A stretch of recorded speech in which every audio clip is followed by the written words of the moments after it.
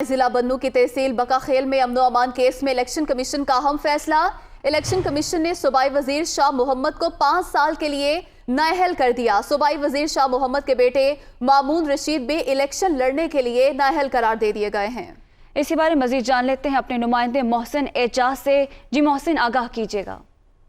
دیکھیے، خیبر پختونخوا بلدیاتی انتخابات کے دوران ضلع بنو کی تحصیل بقا خیل میں امن و امان سے متعلق یہ کیس تھا اور اس سلسلے میں الیکشن کمیشن نے اہم فیصلہ جاری کر دیا ہے اور الیکشن کمیشن کی جانب سے جو بدامنی کا اور ناخوشگوار واقعات پیش آئے تھے بقا خیل میں الیکشن سے ایک روز قبل، اس میں صوبائی وزیر کے پی شاہ محمد کو ذمہ دار قرار دیا گیا ہے اور الیکشن کمیشن کی جانب سے صوبائی وزیر شاہ محمد کو 5 سال کے لیے نااہل قرار دیا گیا ہے اور اس کے ساتھ ساتھ کمیشن کی جانب سے صوبائی وزیر شاہ محمد کے بیٹے مامون رشید کو بھی الیکشن لڑنے کے لیے نااہل قرار دیا گیا ہے۔ اور واضح رہے کہ شاہ محمد جو رکن صوبائی اسمبلی بھی تھے اور صوبائی وزیر بھی ہیں کے پی کے سے، وہ بقا خیل پولنگ اسٹیشنز پر حملے میں ملوث تھے اور الیکشن کمیشن نے ان کو اس چیز کا ذمہ دار قرار دیا ہے۔